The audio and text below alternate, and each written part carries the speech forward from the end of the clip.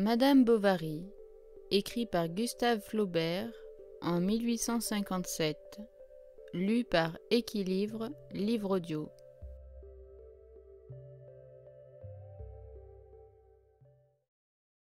Deuxième partie. Chapitre 8. Ils arrivèrent en effet, ces fameux comices. Dès le matin de la solennité, tous les habitants, sur leurs portes, s'entretenaient des préparatifs. On avait enguirlandé de lierre le fronton de la mairie. Une tente dans un pré était dressée pour le festin, et au milieu de la place, devant l'église, une espèce de bombarde devait signaler l'arrivée de monsieur le préfet et le nom des cultivateurs lauréats. La garde nationale de Bechy, il n'y en avait point à Yonville, était venue s'adjoindre au corps des pompiers, dont Binet était le capitaine. Il portait ce jour-là un col encore plus haut que de coutume, et sanglé dans sa tunique, il avait le buste si roide et immobile que toute la partie vitale de sa personne semblait être descendue dans ses deux jambes, qui se levaient en cadence, à pas marqués, d'un seul mouvement. Comme une rivalité subsistait entre le percepteur et le colonel, l'un et l'autre, pour montrer leur talent, faisaient à part manœuvrer leurs hommes, envoyaient alternativement passer et repasser les épaulettes rouges et les plastrons noirs. Cela ne finissait pas, et toujours recommençait.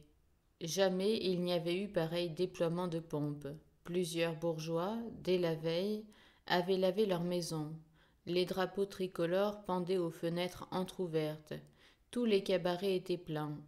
Et par le beau temps qu'il faisait, les bonnets empesés, les croix d'or et les fichus de couleur paraissaient plus blancs que neige, miroités au soleil clair, et relevaient de leurs bigarrures éparpillées la sombre monotonie des redingotes et des bourgerons bleus. Les fermières des environs retiraient en descendant de cheval la grosse épingle qui leur serrait autour du corps leurs robes retroussées, de peur des taches. Et les maris, au contraire, afin de ménager leurs chapeaux, gardaient par-dessus des mouchoirs de poche, dont ils tenaient un angle entre les dents. La foule arrivait dans la grande rue, par les deux bouts du village. Ils s'en dégorgeaient des ruelles, des allées, des maisons, et l'on entendait de temps à autre retomber le marteau des portes, derrière les bourgeoises en gants de fil, qui sortaient pour aller voir la fête. Ce que l'on admirait surtout, c'étaient deux longs ifs couverts de lampions, qui flanquaient une estrade où s'allaient tenir les autorités, et il y avait de plus, contre les 4 colonnes de la mairie, 4 manières de Gaulle, portant chacune un petit étendard de toile verdâtre, enrichi d'inscriptions en lettres d'or. On lisait sur l'un « Au commerce », sur l'autre « À l'agriculture », sur le troisième « À l'industrie », et sur le quatrième « Aux beaux-arts ». Mais la jubilation qui épanouissait tous les visages paraissait assombrir madame Lefrançois, l'aubergiste. Debout sur les marches de sa cuisine, elle murmurait dans son menton. Quelle bêtise avec leur baraque de toile. Croit-il que le préfet sera bien aise de dîner là-bas, sous une tente, comme un saltimbanque? Ils appellent ces embarras-là faire le bien du pays. Ce n'était pas la peine, alors, d'aller chercher un gargotier à Neufchâtel. Et pour qui? Pour des vachers? Des va-nu-pieds? L'apothicaire passa, il portait un habit noir, un pantalon de nankin, des souliers de castor, et par extraordinaire, un chapeau bas de forme. Serviteur, dit-il, excusez-moi, je suis pressé. Et comme la grosse veuve lui demanda où il allait, cela vous semble drôle, n'est-ce pas, moi qui reste toujours plus confiné dans mon laboratoire que le rat du bonhomme dans son fromage. Quel fromage, fit l'aubergiste. Non, rien, ce n'est rien, reprit Homais. Je voulais vous exprimer seulement, madame Lefrançois, que je demeure d'habitude tout reclus chez moi. Aujourd'hui, cependant, vu la circonstance, il faut bien que... Ah, vous allez là-bas, dit-elle avec un air de dédain. Oui, j'y vais, répliqua l'apothicaire étonné. Ne fais-je point partie de la commission consultative? La mère Lefrançois le considéra quelques minutes et finit par répondre en souriant. C'est autre chose. Mais qu'est-ce que la culture vous regarde? Vous vous y entendez donc? Certainement je m'y entends, puisque je suis pharmacien, c'est-à-dire chimiste, et la chimie, madame Lefrançois, ayant pour objet la connaissance de l'action réciproque et moléculaire de tous les corps de la nature, il s'ensuit que l'agriculture se trouve comprise dans son domaine, et en effet, composition des engrais, fermentation des liquides, analyse des gaz et influence des miasmes. Qu'est-ce que tout cela, je vous le demande, si ce n'est de la chimie pure et simple? L'aubergiste ne répondit rien. Homais continua. Croyez-vous qu'il faille, pour être agronome, avoir soi-même labouré la terre ou engraissé des volailles? Mais il faut connaître plutôt la constitution des substances dont il s'agit, les gisements géologiques, les actions atmosphériques, la qualité des terrains, des minéraux, des eaux, la densité des différents corps et leur capillarité, que sais-je. Et il faut posséder à fond tous ces principes d'hygiène pour diriger, critiquer la construction des bâtiments, le régime des animaux, l'alimentation des domestiques. Il faut encore, Madame Lefrançois, posséder la botanique, pouvoir discerner les plantes, entendez-vous? Quelles sont les salutaires avec les délétères? Quelles les improductives et quelles les nutritives? S'il est bon de les arracher par-ci, de les ressemer par-là, de propager les unes, de détruire les autres. Bref, il faut se tenir au courant de la science par les brochures et les papiers publics, être toujours en haleine, afin d'indiquer les améliorations. L'aubergiste ne quittait point des yeux la porte du café français, et le pharmacien poursuivit. Plût à Dieu que nos agriculteurs fussent des chimistes, ou que du moins ils écoutassent davantage les conseils de la science. Ainsi, moi, j'ai dernièrement écrit un fort opuscule, un mémoire de plus de 72 pages intitulé Du cidre, de sa fabrication et de ses effets, suivi de quelques réflexions nouvelles à ce sujet, que j'ai envoyé à la Société agronomique de Rouen. Ce qui m'a même valu l'honneur d'être reçu parmi ses membres, section d'agriculture, classe de pomologie. Eh bien, si mon ouvrage avait été livré à la publicité, mais l'apothicaire s'arrêta tant Madame Lefrançois paraissait préoccupée. Voyez-les donc, disait-elle, on n'y comprend rien, une gargote semblable. Et avec des haussements d'épaules qui tiraient sur sa poitrine les mailles de son tricot, elle montrait des deux mains le cabaret de son rival, d'où sortaient alors des chansons. Du reste, il n'en a pas pour longtemps, ajouta-t-elle. Avant 8 jours, tout est fini. Homais se recula de stupéfaction. Elle descendit ses 3 marches et lui parlant à l'oreille. Comment, vous ne savez pas cela? On va le saisir cette semaine. C'est l'heureux qui le fait vendre. Il l'a assassiné de billets. Quelle épouvantable catastrophe, s'écria l'apothicaire, qui avait toujours des expressions congruentes à toutes les circonstances imaginables. L'hôtesse donc se mit à lui raconter cette histoire, qu'elle savait par Théodore le domestique de M. Guillaumin, et bien qu'elle exécrât Tellier, elle blâmait l'heureux. C'était un enjôleur, un rampant. Ah, tenez, dit-elle, le voilà sous les halles. Il salue Madame Bovary, qui a un chapeau vert. Elle est même au bras de M. Boulanger. Madame Bovary, fit Homais, je m'empresse d'aller lui offrir mes hommages. Peut-être qu'elle sera bien aise d'avoir une place dans l'enceinte sous le péristyle.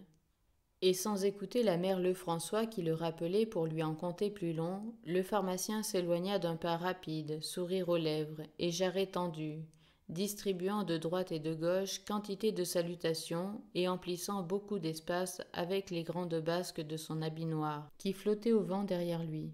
Rodolphe, l'ayant aperçu de loin, avait pris un train rapide, mais Madame Bovary s'essouffla. Il se ralentit donc, et lui dit en souriant d'un ton brutal.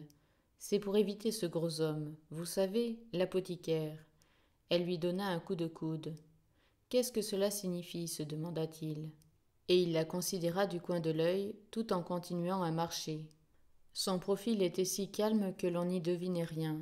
Il se détachait en pleine lumière dans l'ovale de sa capote qui avait des rubans pâles ressemblant à des feuilles de roseau. Ses yeux aux longs cils courbes regardaient devant elle, et quoique bien ouverts, ils semblaient un peu bridés par les pommettes, à cause du sang qui battait doucement sous sa peau fine. Une couleur rose traversait la cloison de son nez. Elle inclinait la tête sur l'épaule et l'on voyait entre ses lèvres le bout nacré de ses dents blanches. Se moque-t-elle de moi, songeait Rodolphe. Ce geste d'Emma, pourtant, n'avait été qu'un avertissement, car M. Lheureux les accompagnait, et il leur parlait de temps à autre, comme pour entrer en conversation. Voici une journée superbe, tout le monde est dehors, les vents sont à l'est. Et madame Bovary, non plus que Rudolphe, ne lui répondait guère, tandis qu'au moindre mouvement qu'il faisait, il se rapprochait en disant « Plaît-il » et portait la main à son chapeau. Quand ils furent devant la maison du maréchal, au lieu de suivre la route jusqu'à la barrière, Rodolphe brusquement prit un sentier. Entraînant madame Bovary, il cria « Bonsoir, monsieur l'heureux, au plaisir !» Comme vous l'avez congédié, dit-elle en riant. Pourquoi, reprit-il, se laisser envahir par les autres, et puisqu'aujourd'hui j'ai le bonheur d'être avec vous? Emma rougit. Il n'acheva point sa phrase, alors il parla du beau temps, et du plaisir de marcher sur l'herbe. Quelques marguerites étaient repoussées. Voici de gentilles pâquerettes, dit-il, et de quoi fournir bien des oracles à toutes les amoureuses du pays. Il ajouta « Si j'en cueillais, qu'en pensez-vous » ? Est-ce que vous êtes amoureux ? Fit-elle en toussant un peu. Eh, qui sait, répondit Rodolphe. Le pré commençait à se remplir et les ménagères vous heurtaient avec leurs grands parapluies, leurs paniers et leurs bambins.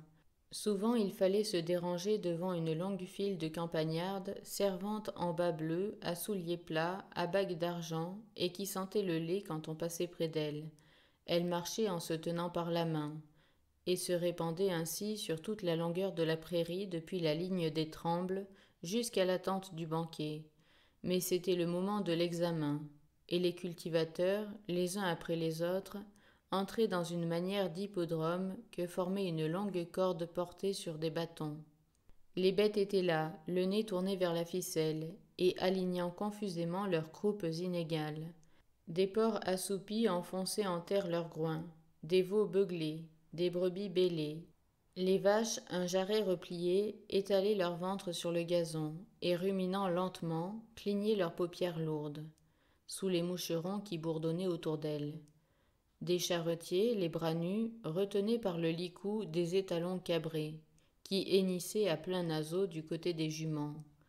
Elles restaient paisibles, allongeant la tête et la crinière pendante, tandis que leurs poulains se reposaient à leur ombre, où venaient les téter quelquefois, et sur la longue ondulation de tous les corps tassés, on voyait se lever au vent comme un flot quelques crinières blanches, ou bien saillir des cornes aiguës, et des têtes d'hommes qui couraient.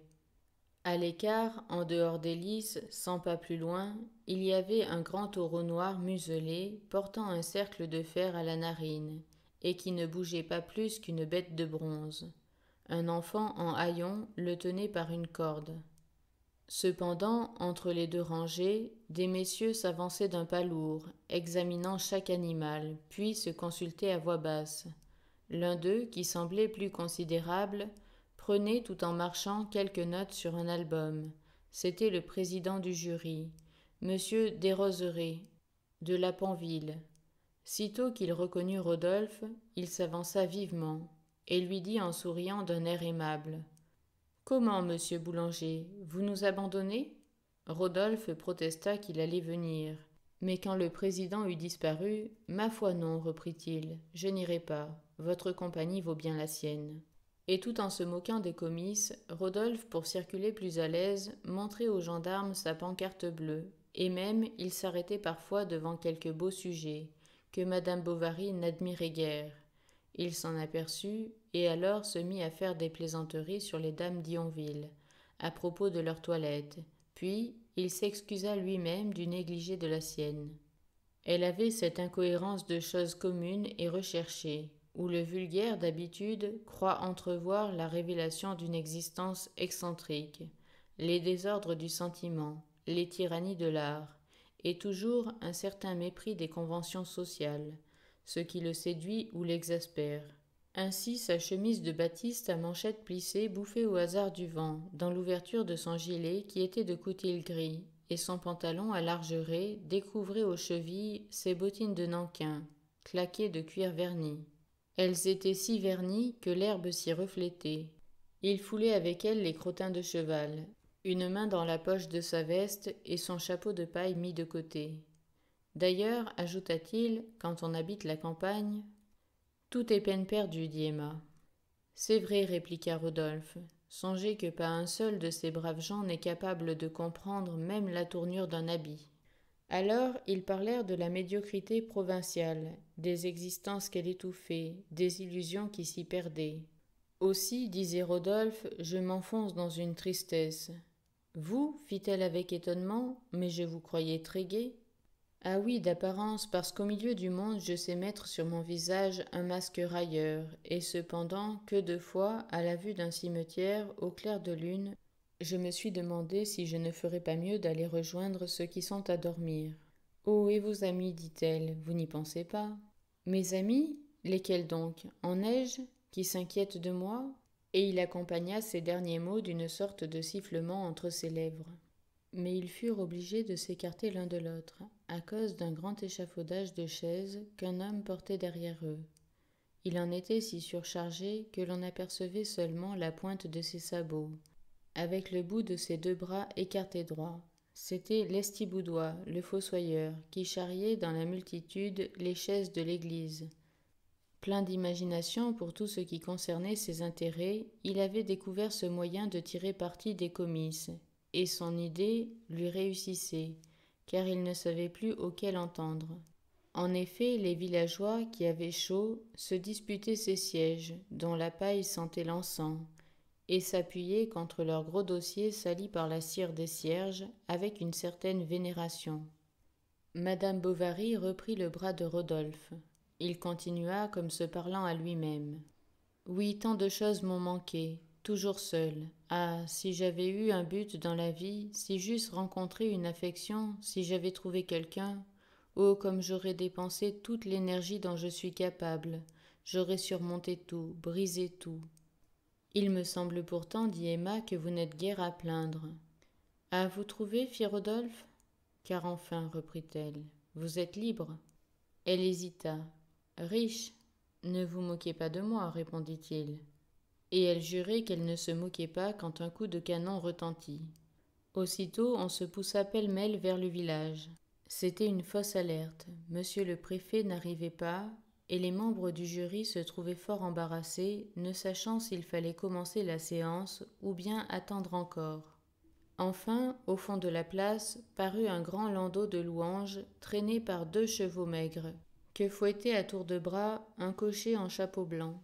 Binet n'eut que le temps de crier « Aux armes !» et le colonel de l'imiter. On courut vers les faisceaux, on se précipita. Quelques-uns même oublièrent leur col, mais l'équipage préfectoral sembla deviner cet embarras, et les 2 rosses accouplées, se dandinant sur leurs chaînettes, arrivèrent au petit trot, devant le péristyle de la mairie, juste au moment où la garde nationale et les pompiers s'y déployaient, tambours battant et marquant le pas. « Balancez !» cria Binet. « Halte !» cria le colonel. « Par file, à gauche !» Et après un port d'armes où le cliquetis des capucines se déroulant sonna comme un chaudron de cuivre qui dégringole les escaliers, tous les fusils retombèrent. Alors on vit descendre du carrosse un monsieur vêtu d'un habit court à broderie d'argent, chauve sur le front, portant toupet à l'occiput, ayant le teint blafard et l'apparence des plus bénignes. Ses 2 yeux, fort gros et couverts de paupières épaisses, se fermaient à demi pour considérer la multitude, en même temps qu'il levait son nez pointu et faisait sourire sa bouche rentrée. Il reconnut le maire à son écharpe et lui exposa que monsieur le préfet n'avait pu venir. Il était, lui, un conseiller de préfecture. Puis il ajouta quelques excuses. Tuvache y répondit par des civilités, l'autre s'avoua confus, et ils restaient ainsi face à face, et leurs fronts se touchant presque, avec les membres du jury tout alentour, le conseil municipal, les notables, la garde nationale et la foule.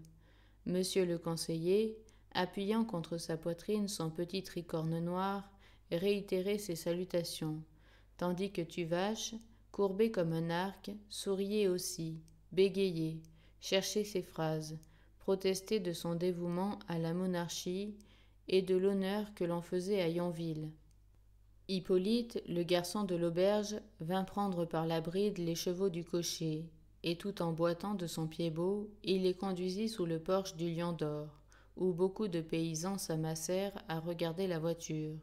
Le tambour battit, l'obusier tonna, et les messieurs à la file montèrent s'asseoir sur l'estrade, dans les fauteuils en Utrecht rouge qu'avait prêté madame Tuvache. Tous ces gens-là se ressemblaient. Leurs molles figures blondes, un peu hâlées par le soleil, avaient la couleur du cidre doux, et leurs favoris bouffants s'échappaient de grands cols roides, que maintenaient des cravates blanches à rosettes bien étalées. Tous les gilets étaient de velours, à châle. Toutes les montres portaient au bout un long ruban, quelque cachet ovale en cornaline. Et l'on appuyait des deux mains sur les deux cuisses, en écartant avec soin la fourche du pantalon, dont le drap non décati reluisait plus brillamment que le cuir des fortes bottes. Les dames de la société se tenaient derrière, sous le vestibule, entre les colonnes, tandis que le commun de la foule était en face, debout, ou bien assis sur des chaises. En effet, Lestiboudois avait apporté là toutes celles qu'il avait déménagées de la prairie, et même il courait à chaque minute en chercher d'autres, dans l'église, et causait un tel encombrement par son commerce que l'on avait grand-peine à parvenir jusqu'au petit escalier de l'estrade. Moi je trouve, dit monsieur Lheureux, s'adressant au pharmacien qui passait pour gagner sa place, que l'on aurait dû planter là 2 mâts vénitiens, avec quelque chose d'un peu sévère et de riche comme nouveauté, c'eût été un fort joli coup d'œil. Certes, répondit Homais, mais que voulez-vous, c'est le maire qui a tout pris sous son bonnet. Il n'a pas grand goût, ce pauvre Tuvache, et il est même complètement dénué de ce qui s'appelle le génie des arts. Cependant, Rodolphe, avec madame Bovary, était monté au premier étage de la mairie, dans la salle des délibérations, et comme elle était vide, il avait déclaré que l'on y serait bien pour jouir du spectacle plus à son aise. Il prit 3 tabourets autour de la table ovale, sous le busc du monarque, et, les ayant approchés de l'une des fenêtres, ils s'assirent l'un près de l'autre. Il y eut une agitation sur l'estrade, de longs chuchotements, des pourparlers. Enfin, monsieur le conseiller se leva. On savait maintenant qu'il s'appelait Lieuvain, et l'on se répétait son nom de l'un à l'autre dans la foule. Quand il eut donc collationné quelques feuilles et appliqué dessus son œil pour y mieux voir, il commença. « Messieurs, qu'il me soit permis d'abord, avant de vous entretenir de l'objet de cette réunion d'aujourd'hui, et ce sentiment, j'en suis sûr, sera partagé par vous tous, qu'il me soit permis, dis-je, de rendre justice à l'administration supérieure, au gouvernement, au monarque, messieurs, à notre souverain, à ce roi bien-aimé, à qui aucune branche de la prospérité publique ou particulière n'est indifférente, et qui dirige à la fois d'une main si ferme et si sage le char de l'État parmi les périls incessants d'une mer orageuse, sachant d'ailleurs faire respecter la paix comme la guerre, l'industrie, le commerce, l'agriculture et les beaux-arts. Je devrais, dit Rodolphe, me reculer un peu. Pourquoi, dit Emma. Mais à ce moment, la voix du conseiller s'éleva d'un ton extraordinaire. Il déclamait. Le temps n'est plus, messieurs, où la discorde civile ensanglantait nos places publiques, où le propriétaire, le négociant, l'ouvrier lui-même, en s'endormant le soir d'un sommeil paisible, tremblait de se voir réveillé tout à coup au bruit des tocsins incendiaires, où les maximes les plus subversives sapaient audacieusement les bases. C'est qu'on pourrait, reprit Rodolphe, m'apercevoir d'en bas, puis j'en aurai pour 15 jours à donner des excuses, et avec ma mauvaise réputation. Oh, vous vous calomniez, dit Emma. Non, non, elle est exécrable, je vous jure. Mais messieurs, poursuivait le conseiller, que si, écartant de mon souvenir ces sombres tableaux, je vous reporte mes yeux sur la situation actuelle de notre belle patrie, qu'y vois-je? Partout fleurissent le commerce et les arts. Partout, les voies nouvelles de communication, comme autant d'artères nouvelles dans le corps de l'État, y établissent des rapports nouveaux. Nos grands centres manufacturiers ont repris leur activité. La religion, plus affermie, sourit à tous les cœurs. Nos ports sont pleins. La confiance renaît. Et enfin, la France respire. Du reste, ajouta Rodolphe, peut-être au point de vue du monde, a-t-on raison. Comment cela, fit-elle? Et quoi, dit-il, ne savez-vous pas qu'il y a des âmes sans cesse tourmentées? Il leur faut tour à tour le rêve et l'action, les passions les plus pures, les jouissances les plus furieuses, et l'on se jette ainsi dans toutes sortes de fantaisies, de folies. Alors elle le regarde comme on contemple un voyageur qui a passé par des pays extraordinaires, et elle reprit. Nous n'avons pas même cette distraction, nous autres, pauvres femmes. Triste distraction, car on n'y trouve pas le bonheur. Mais le trouve-t-on jamais demanda-t-elle. Oui, il se rencontre un jour, répondit-il. Et c'est là que vous avez compris, disait le conseiller, vous, agriculteurs et ouvriers des campagnes, vous, pionniers pacifiques d'une œuvre toute de civilisation. Vous, hommes de progrès et de moralité, vous avez compris, dis-je, que les orages politiques sont encore plus redoutables vraiment que les désordres de l'atmosphère. Il se rencontre un jour, répéta Rodolphe, un jour tout à coup, et quand on en désespérait. Alors des horizons s'entr'ouvrent. C'est comme une voix qui crie « Le voilà !» Vous sentez le besoin de faire à cette personne la confidence de votre vie, de lui donner tout, de lui sacrifier tout. On ne s'explique pas, on se devine. On s'est entrevu dans ses rêves, et il l'a regardé. Enfin il est là, ce trésor, que l'on attend chercher, là devant vous. Il brille, il étincelle. Cependant, on en doute encore, on ose y croire. On en reste ébloui comme si on sortait des ténèbres à la lumière. Et en achevant ces mots, Rodolphe ajouta la pantomime à sa phrase. Il se passa la main sur le visage, tel qu'un homme pris d'étourdissement. Puis il la laissa retomber sur celle d'Emma. Elle retira la sienne. Mais le conseiller lisait toujours. Et qui s'en étonnerait, messieurs? Celui-là seul qui serait assez aveugle, assez plongé, je ne crains pas de le dire, assez plongé dans les préjugés d'un autre âge pour méconnaître encore l'esprit des populations agricoles, où trouver en effet plus de patriotisme que dans les campagnes, plus de dévouement à la cause publique, plus d'intelligence en un mot. Et je n'entends pas, messieurs, que cette intelligence superficielle vain ornement des esprits oisifs, mais plus de cette intelligence profonde et modérée, qui s'applique par-dessus toute chose à poursuivre des buts utiles, contribuant ainsi au bien de chacun, à l'amélioration commune et au soutien des États, fruit du respect des lois et de la pratique des devoirs. Ah encore, dit Rodolphe, toujours les devoirs, je suis assommé de ces mots-là. Ils sont un tas de vieilles ganaches en gilet de flanelle et de bigotes à chaufferette et à chapelet qui continuellement nous chantent aux oreilles « Le devoir, le devoir ». Ah, parbleu, le devoir, c'est de sentir ce qui est grand, de chérir ce qui est beau, et non pas d'accepter toutes les conventions de la société avec les ignominies qu'elle nous impose. Cependant, objectait Madame Bovary, et non, pourquoi déclamer contre les passions? Ne sont-elles pas la seule belle chose qu'il y a sur terre, la source de l'héroïsme, de l'enthousiasme, de la poésie, de la musique, des arts, de tout enfin? Mais il faut bien, dit Emma, suivre un peu l'opinion du monde et obéir à sa morale. Ah, c'est qu'il y en a deux, répliqua-t-il. La petite, la convenue, celle des hommes, celle qui varie sans cesse et qui braille si fort, s'agite en bas, terre à terre, comme ce rassemblement d'imbéciles que vous voyez. Mais l'autre, l'éternelle, elle est tout autour et au-dessus, comme le paysage qui nous environne et le ciel bleu qui nous éclaire. Monsieur Lieuvain venait de s'essuyer la bouche avec son mouchoir de poche, il reprit. Et qu'aurais-je à faire, messieurs, de vous démontrer ici l'utilité de l'agriculture? Qui donc pourvoit à nos besoins? Qui donc fournit à notre subsistance? N'est-ce pas l'agriculteur? L'agriculteur, messieurs, qui, ensemençant d'une main laborieuse les sillons féconds des campagnes, fait naître le blé, lequel, broyé et mis en poudre, au moyen d'ingénieux appareils, en sort sous le nom de farine, et de là, transporté dans les cités, est bientôt rendu chez le boulanger, qui en confectionne un aliment pour le pauvre comme pour le riche. N'est-ce pas l'agriculteur encore qui engraisse pour nos vêtements ces abondants troupeaux dans les pâturages?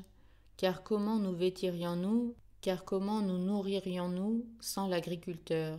Et même, messieurs, est-il besoin d'aller si loin chercher des exemples?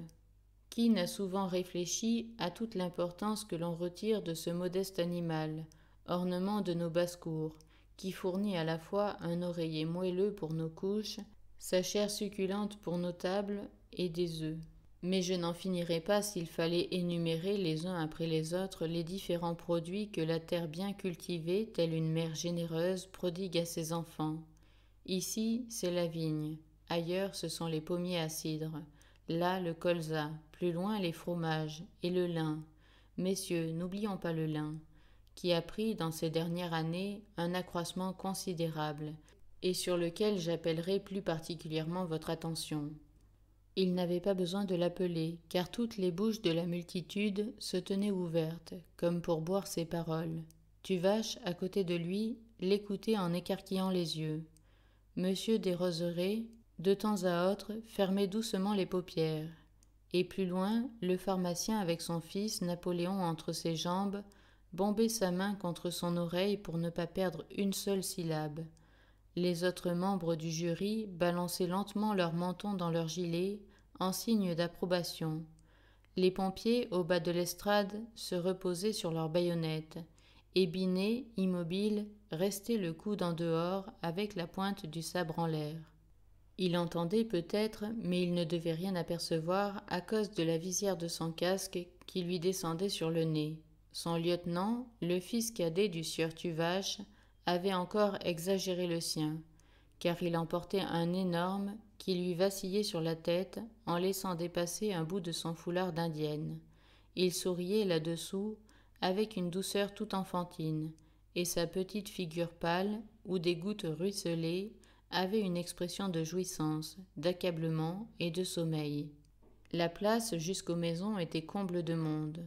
On voyait des gens accoudés à toutes les fenêtres, d'autres debout sur toutes les portes, et Justin, devant la devanture de la pharmacie, paraissait tout fixé dans la contemplation de ce qu'il regardait. Malgré le silence, la voix de M. Lieuvain se perdait dans l'air. Elle nous arrivait par lambeaux de phrases, qu'interrompait çà et là le bruit des chaises dans la foule. Puis on entendait tout à coup partir derrière soi un long mugissement de bœuf, ou bien les bêlements des agneaux qui se répandaient au coin des rues. En effet, les vachers et les bergers avaient poussé leurs bêtes jusque-là, et elles beuglaient de temps à autre, tout en arrachant avec leur langue quelques bribes de feuillage qui leur pendaient sur le museau. Rodolphe s'était rapproché d'Emma, et il disait d'une voix basse en parlant vite. « Est-ce que cette conjuration du monde ne vous révolte pas? Est-il un seul sentiment qu'il ne condamne? Les instincts les plus nobles, les sympathies les plus pures sont persécutés, calomniés, et il se rencontre enfin deux pauvres âmes. Tout est organisé pour qu'elles ne puissent se joindre. Elles essaieront cependant, elles battront des ailes, elles s'appelleront, ou n'importe, tôt ou tard, dans 6 mois, 10 ans, elles se réuniront, s'aimeront, parce que la fatalité l'exige, et qu'elles sont nées l'une pour l'autre. » Il se tenait les bras croisés sur ses genoux, et ainsi, levant la figure vers Emma, il la regardait de près, fixement. Elle distinguait dans ses yeux des petits rayons d'or s'irradiant tout autour de ses pupilles noires, et même elle sentait le parfum de la pommade qui lustrait sa chevelure. Alors, une mollesse la saisit. Elle se rappela ce vicomte qui l'avait fait valser à Vaubyessard, et dont la barbe exhalait comme ces cheveux-là cette odeur de vanille et de citron, et machinalement, elle entreferma les paupières pour la mieux respirer.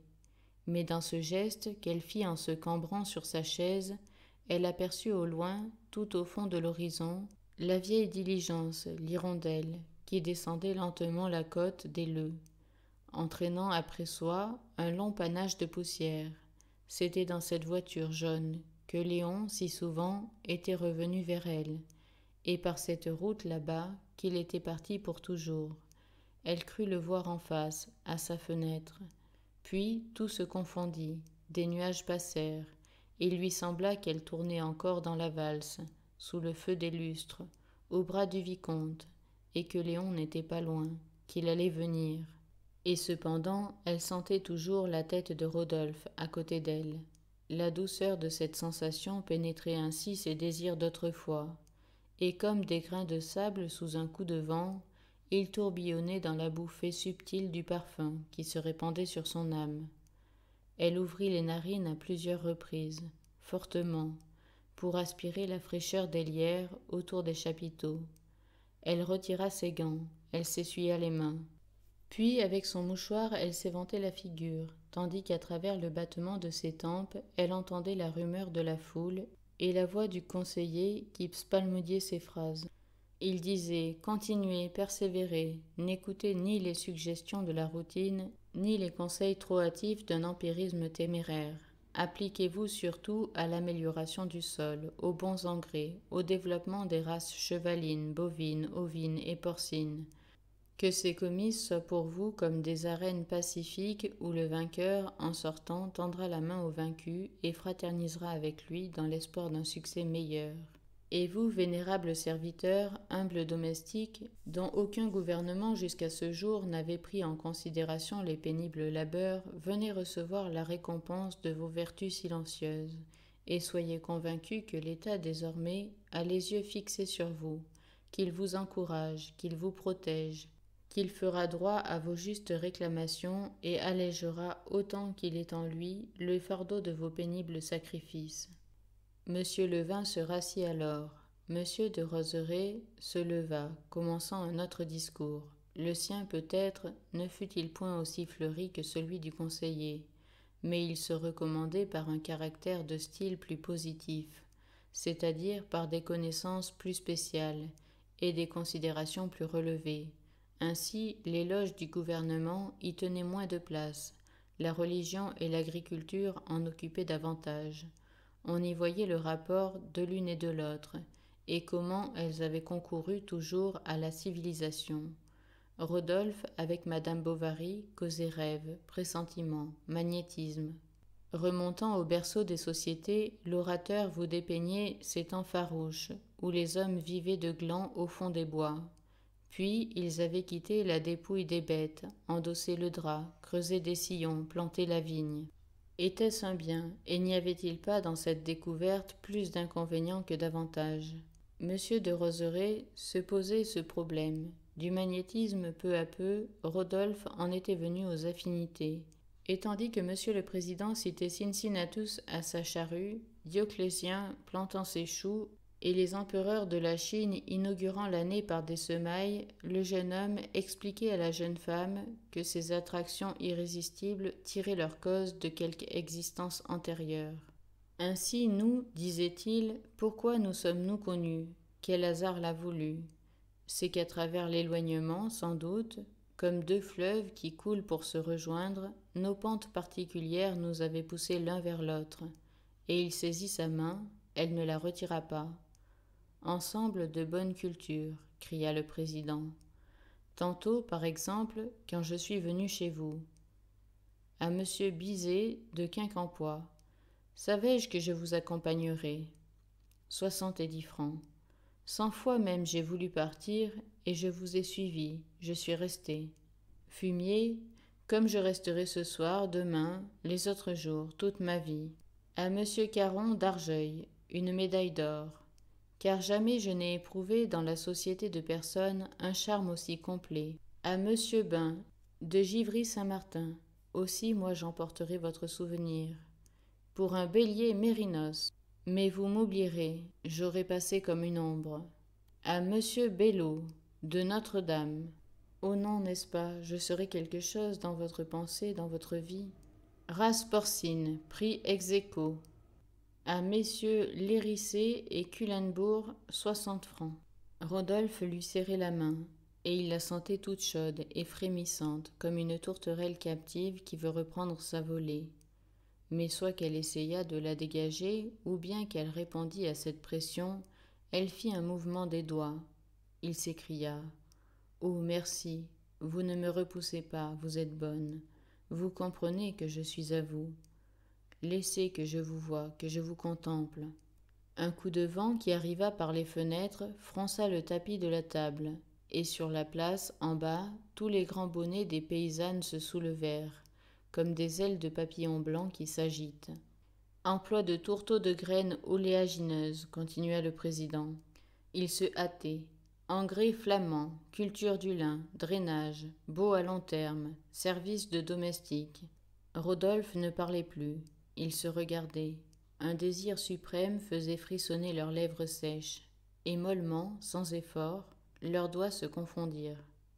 Catherine Nicèse Élisabeth Leroux de Sassetot-la-Guerrière, pour 54 ans de service dans la même ferme, une médaille d'argent, au prix de 25 francs. Où est-elle, Catherine Leroux répéta le conseiller. Elle ne se présentait pas, et l'on entendait des voix qui chuchotaient. Vas-y, non, à gauche, n'aie pas peur. Ah, qu'elle est bête. Enfin, y est-elle s'écria Tuvache. Oui, la voilà. Qu'elle approche donc. Alors, on vit s'avancer sur l'estrade une petite vieille femme de maintien craintif et qui paraissait se ratatiner dans ses pauvres vêtements. Elle avait aux pieds de grosses galoches de bois, et le long des hanches un grand tablier bleu. Son visage maigre, entouré d'un béguin sans bordure, était plus plissé de rides qu'une pomme de reinette flétrie, et des manches de sa camisole rouge dépassaient 2 longues mains à l'articulation noueuse. La poussière des granges, la potasse des lessives et le suint des laines les avaient si bien encroûtées, éraillées, durcies, qu'elles semblaient sales, quoiqu'elles fussent rincées d'eau claire. Et à force d'avoir servi, elles restaient entr'ouvertes, comme pour présenter d'elles-mêmes l'humble témoignage de tant de souffrances subies. Quelque chose d'une rigidité monacale relevait l'expression de sa figure. Rien de triste ou d'attendri n'amollissait ce regard pâle. Dans la fréquentation des animaux, elle avait pris leur mutisme et leur placidité. C'était la première fois qu'elle se voyait au milieu d'une compagnie si nombreuse, et intérieurement effarouchée par les drapeaux, par les tambours, par les messieurs en habit noir et par la croix d'honneur du conseiller, elle demeurait tout immobile, ne sachant s'il fallait s'avancer ou s'enfuir, ni pourquoi la foule la poussait et pourquoi les examinateurs lui souriaient. Ainsi se tenait, devant ces bourgeois épanouis, ce demi-siècle de servitude. Approchez, vénérable Catherine Nicèse Élisabeth Leroux, dit monsieur le conseiller qui avait pris des mains du président la liste des lauréats. Et tour à tour, examinant la feuille de papier puis la vieille femme, il répétait d'un ton paternel. Approchez, approchez.